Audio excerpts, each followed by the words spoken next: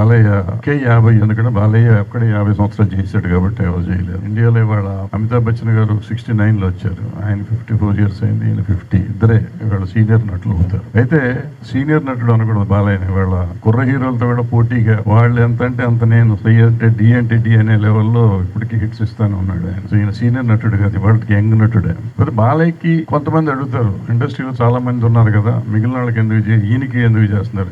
అందరికీ చేసాం, అంతకుముందు రామారావుకి చేసాం, చిరంజీవి గారికి చేసాం, చిరంజీవి గారి పద్మభూషణ్ వచ్చినప్పుడు చేసాం, అట్లా అవసరం వచ్చినప్పుడల్లా ప్రతి ఫంక్షన్ ప్రతి వాళ్ళకి చేస్తూనే ఉన్నాం. ఇప్పుడు బాలయ్య గారికి 50 సంవత్సరాలు అయింది. ఎందుకు 50 సంవత్సరాలు చేసిన నటుడే లేడు ఎవరు.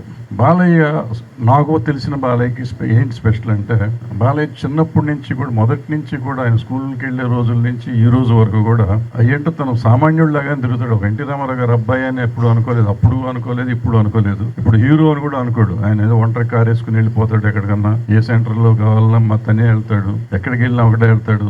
పక్కన బౌన్సర్లు ఉంటారు, ఎవరిని కొట్టాలంటే ఆయనే కొడతాడు, ఎవరిని కొట్టనివాడు, బౌన్సర్లు అక్కర్లేదు ఆయనకి. అలాంటి హీరో అనగానే ఇప్పుడు ఏంటంటే మామూలుగా మనం 10 మంది ప్రొడ్యూసర్లు వెనకాల బౌన్సర్లు అవి తప్పకుండా అంటారు. ఈయనకి అదేమి ఉండదు, ఈయన తప్పకుండా లేదు, 2 పీకితే సరిపోతుంది. సో ఒక విచిత్రం నేను చూశాను బాలయ్యని. రోజు మేము ఇద్దరం గోవా వెళ్తే రోడ్డు మీద కారా అన్నాడు డ్రైవర్ ఆపాడు. నీకు ఒక షాప్లోకి, ఏంటి బాబు ఏం కావాలి, నువ్వు ఉండి ఇక్కడ కూర్చొని నేను వస్తాను చెప్పి లోపలికి వెళ్ళి ఒక క్రేట్ వాటర్ బాటిల్స్ కొనుక్కొని పట్టుకుని వస్తున్నాడు. ఇది పెద్ద హీరో, ఇదేం గొడవ, ఇది ఎక్కడ గొడవ, ఏంటంటే నేను పట్టుకుంటే కూర్చోండి, మీరు కూర్చోండి అన్నట్టు తెచ్చారు లోపలికి. ఎందుకు తెచ్చారు మీరు మంచినీళ్ళు అన్న? మనం హోటల్కి వెళ్తున్నాం కదా, హోటల్ ఇస్తారు కదా అంటే, ఆడు 100 రూపాయలు తీసుకుంటాడు స్టార్ హోటల్.